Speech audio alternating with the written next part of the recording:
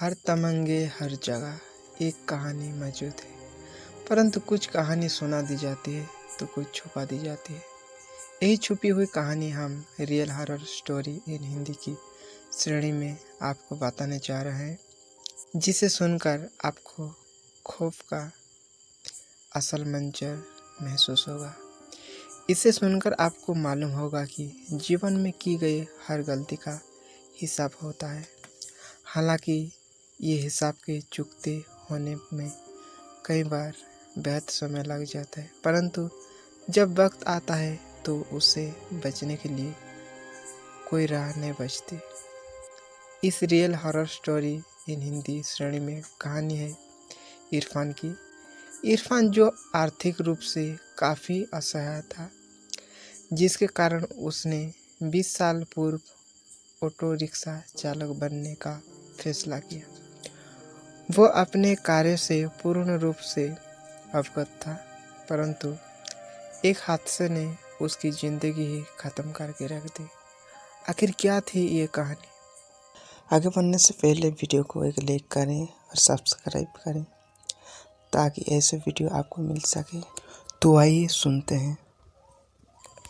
तारीख 8 जून 2019, इरफान का जन्मदिन।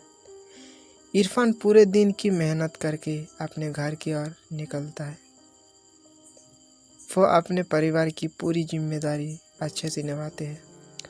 ऑटो रिक्शा पूरे दिन चलाने के बाद वो थक जाता है, लेकिन वो इसके बावजूद बहुत खुश होता है। आज उसकी कमाई अच्छी जो हुई होती है।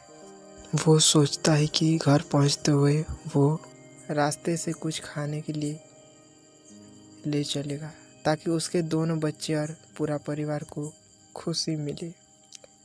इरफान अपने परिवार से बेहद प्रेम करता है। वो हर दिन अपने समय से ज़्यादा वक्त ऑटो रिक्शा चलाता था, ताकि किसी भी दिन उसके परिवार वालों को किसी के सामने हाथ फैलाने को न पड़े। आज इरफान को बहुत फ़ोन आ रहे थे।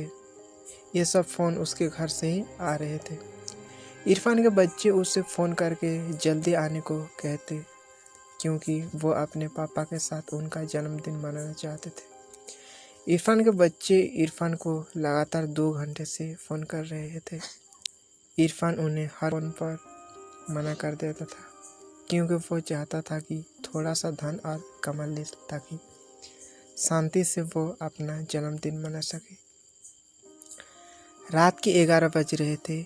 इस वक्त गाँवों के लोग नींद की अवस्था में होते हैं। इरफान को अब कोई सवारी नहीं मिल रही थी। इरफान ने सोचता कि अब उसे शायद कोई अन्य ग्राहक नहीं मिलेगा। अब उसकी जेब में भी पूरे दिन की तकरीबन 1200-1300 कमाई हो चुकी थी। अब वो अपने घर की ओर निकल रहा था। उसने अपने होठों के दोनों कोनों को खींचा हुआ था। वो बेहद खुश था। वो रास्ते में ढाबे से कुछ खाना भी लेकर जाने का सोच रहा था। रात के वक्त होने के कारण वो अपनी तेज रफ्तार में ऑटो दौड़ा रहा था। ये रास्ता उसके घर की तरफ शॉर्टकट था। वो ऑटो को हवा से बात करवा रहा था। तभी अचानक से एक तेज रोशनी उसके आंखों के सामने पड़ी और वो खुद को बचाने के लिए ऑटो के हैंडल को दूसरी ओर किया। अंधेरा होने के कारण उसे ये मालूम न चला कि उसका रास्ता अब बदल चुका है। वो जिस रास्ते पर अब था, ये रास्ते की एक खास बात थी। वो ये थी कि इस रास्ते से इरफान का गहरा संबंध रहा है। 20 साल पहले वो इसी रास्ते से गुजरा था। इरफान को उस रास्ते में घुसते ही अजीब सी ध्वनि सुनाई देती है। उसे अपना वही सफ़र फिर से याद आने लग जाता है। वो इसी दिन 20 साल पहले आया था। रास्ता बेहद सुनसान था। वो आगे जल्दी बढ़ रहा था, तभी अचानक से उसके ऑटो रिक्शा के सामने एक लड़की आ गई। लड़की की शक्ल देख इरफान बेहद घबरा गया। इरफान की आंखें बंद हो गई। उसने आंखों को रगड़ा और फिर से आगे की ओर देखा, परंतु इस बार वो लड़की नहीं थी। उसी वक्त इरफान के कंधे पर उसी लड़की का हाथ आता है। वो सर्द हवा में भी पसीने से भीग जाता है। वो लड़की उसे बोलती है, भैया आगे की तरफ चलेंगे। इरफान डरते हुए जवाब में ना कह देता है। वो कहता है कि मुझे अपने घर की ओर जाना है। वो लड़की फिर कहती है, मैं आपको आपके घर तक पहुंचा दूंगी। इरफान डरते हुए उसे बैठा लेता है। वो अपना फ़ोन निकल कर अपने घर फ़ोन करने को कोशिश करता है, परंतु उसके फ़ोन में नेटवर्क नहीं आ रहा होता। लड़की उसे कहती है, यहाँ फ़ोन नहीं चलता। इरफान इस वक्त हद से ज़्यादा घबरा जाता है जब उसे मालूम पड़ता है कि जो लड़की उसकी ऑटो में बैठी होती है, उसकी तस्वीर उसके आगे बने शीशे पर नहीं दिख रही होती। इरफान उस लड़की को देखने के लिए पीछे मुड़कर देखता है तो उसका ऑटो से ध्यान भटक जाता है और उसका ऑटो एक विशाल वृक्ष से टकरा जाता है। इसमें इरफान की मौत हो जाती है। इरफान के घर का माहौल अब बेहद चिंतित रहता है। पूरी रात इरफान की कोई खबर नहीं मिली होती, फ़ोन भी नहीं लग रहा होता। इरफान के बच्चे और इरफान की पत्नी बेहद चिंतित रहते हैं।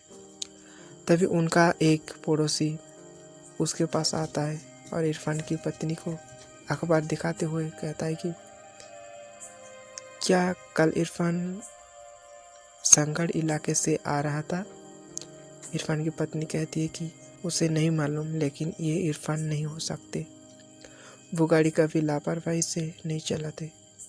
वो इतने भरोसे से इसलिए कह पा रही थी क्योंकि अखबार में मरने वाले की फ़ोटो नहीं थी।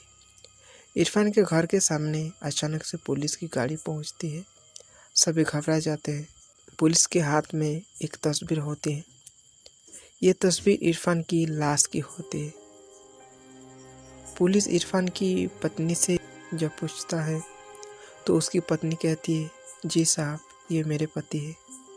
इरफान की पत्नी इरफान को मृत शरीर देखकर खुद को रोक नहीं पाती। उसके आंसू बहने लगते हैं। बच्चे भी बेहद ज़्यादा रो रहे होते हैं। पुलिस कहता है, देखिए, हम आपका दर्द समझते हैं। हम आपके यहाँ सहायता करने ही आए हैं। हम आपसे कुछ सवाल पूछना चाहेंगे जिससे इस केस में थोड़ी मदद मिलेगी।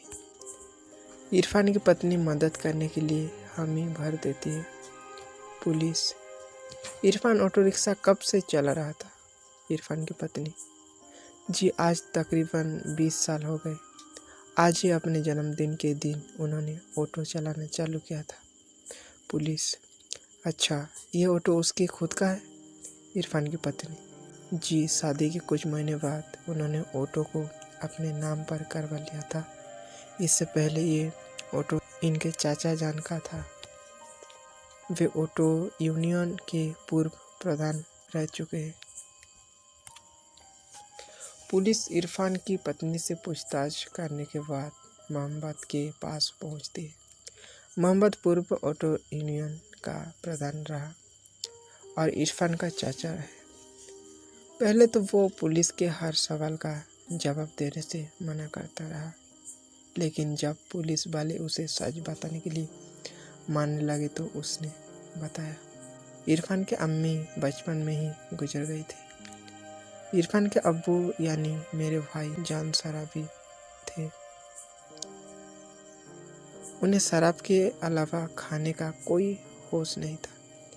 इरफान के लिए उसके माता पिता सब कुछ थे। एक दिन ज़्यादा शराब के कारण भाईजान की मौत हो गई। इरफान अकेला हो गया। गरीबी के कारण ज़्यादा पढ़ा लिखा नहीं था। वो मेरे साथ ही रहने लगा। पहले तो हमने उसे पढ़ने के लिए कहा, लेकिन उसका मन अब पढ़ाई में नहीं था। वो कहता है कि उसे पैसे कमाना है ताकि वो अपनी आगे की ज़िंदगी अच्छे से बिता सके। इरफान के जन्मदिन के दिन ही हमने उसके लिए ऑटो लिया और उसे भेंट कर दी। ऑटो पाकर वो बेहद खुश था। ऑटो चालक के रूप में उसका वो पहला दिन था। मैं भी उसके साथ ही गया था। ये सुनकर पुलिस वाला हैरान हो जाता है। पुलिस बीच में रुकता है और पूछता है कि तुमने तो कहा था कि इरफान उस वक्त अकेला था। झूठ कहा था मैंने। इरफान का जन्मदिन था तो उसके लिए संगढ़ से एक शराब की बोतल और साथ में कुछ चखने में भुजिया ली। यह रास्ता हर वक्त सुनसान ही रहता है। उस वक्त रात के 10-15 हो रहे थे। हमारे ऑटो को एक लड़की ने रोका। वो बेहद खूबसूरत थी दिखने में, छोटे कपड़े पहने हुए थे, अपने घर जाना चाहती थी। लेकिन मैंने और इरफान ने काफ़ी शराब पी हुई थी। इरफान नशे में बेकाबू हो गया और उसने उस लड़की का रेप करने लगा।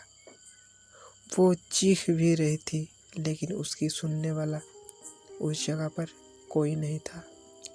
ये सुनते ही पुलिस वाला आगे के केस को समझ गया।